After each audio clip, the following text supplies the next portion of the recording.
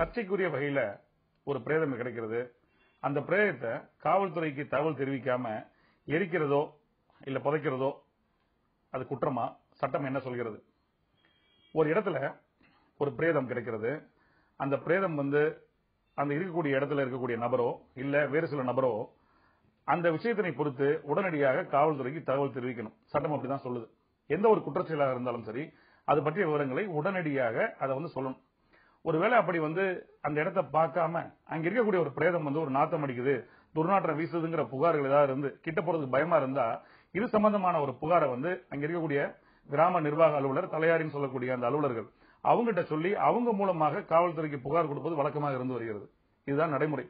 இப்படிப்பட்ட விஷயங்கள்ல அதெல்லாம் புகார்கள் கொடுக்கப்படாமல் அது பற்றிய தகவலை மறைத்து அந்த குற்ற செயல் இருக்கிறது, அந்த குற்ற செயலை புரிந்த நபரை காப்பாற்ற வேண்டும்ங்கிற நோக்கத்தோடு இல்ல அந்த குற்ற செயலையே மாற்றி அமைக்கணும், இடத்தை திருத்தி அமைக்கணுங்கிற நோக்கத்தோடு ஒரு நபரோ பலரோ அவர்கள் செயல்பட்டு அதன் காரணமாக இருக்கக்கூடிய ஒரு பிரேதத்தை அங்கிருந்து அப்புறப்படுத்தி, எந்த ஸ்தலத்தில் அந்த பிரேதம் இருக்கிறதோ அங்கிருந்து அப்புறப்படுத்தி வேறு இடத்துக்கு கொண்டு செல்வதோ இல்லைன்னா அந்த பிரேதத்தை எரிப்பதோ புதைப்பதோ சட்டத்தின் முன்னாக குற்றமாக கருதப்படுகிறது.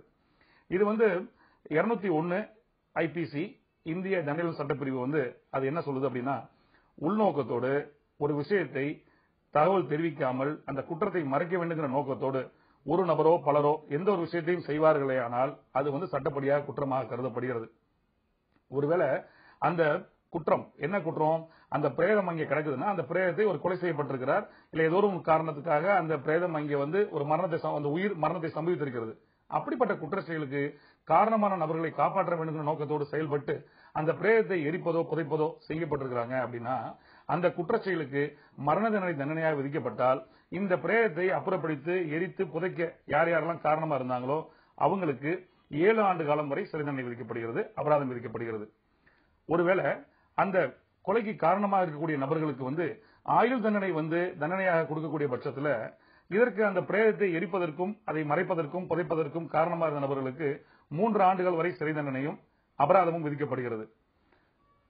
அப்படி இல்லைன்னா அந்த குற்றச்செயல் புரிஞ்சதுக்கு 10 ஆண்டு காலம் ஒரு தண்டனையும் இல்ல ஒரு ஆண்டுக்கு அதிகமாக இருக்கக்கூடிய ஒரு தண்டனையாக விதிக்கப்பட்டால் அந்த மொத்த தண்டனையில எந்த தண்டனை விதிக்கப்படுகிறதோ அந்த குற்ற செயல் புரிஞ்சவங்களுக்கு அந்த பிரேதத்தை அப்புறப்படுத்திய நபர்களுக்கு என்ன தண்டனைனா மொத்த அந்த தண்டனையில 4இல் 1 பகுதி சிறை தண்டனையாகவும் அபராதம் விதிக்கப்படுகிறது. இதுல மிக முக்கியமான விஷயம் என்ன அப்படின்னா, எந்த ஒரு குடிமகனும் சட்டம் தனக்கு தெரியாதுன்னு சொல்லி தப்பிச்சு போயிட முடியாது. நான் படிக்கல அதனால சட்டம் தெரியாதுன்னு சொல்ல முடியாது. ஒரு நபர் இந்திய குடிமகனாக இருக்கும் பட்சத்திலேயோ இல்ல வெளிநாட்டினராக இருந்து இந்தியாவுக்கு வந்தாலும் சரி, ஒரு குற்றத்தை பொறுத்து உடனடியாக தகவல் தெரிவிக்க வேண்டும். அந்த தகவலை தெரிவிக்காமல் காவல்துறையினர் வருவதற்கு முன்பாகவோ இல்ல அதன் பிறகு தடயங்களை மறைப்பதற்கு ஏதேனும் வரைவில் ஒருத்தர் செயல்படுறாங்கன்னா அது சட்டத்தின் முன்பாக குற்றமாக கருதப்படுகிறது, குற்றமாக பார்க்கப்படுகிறது. மீண்டும் வேறொரு வழக்கோடு உங்களை சந்திக்கிறேன். நன்றி, வணக்கம்.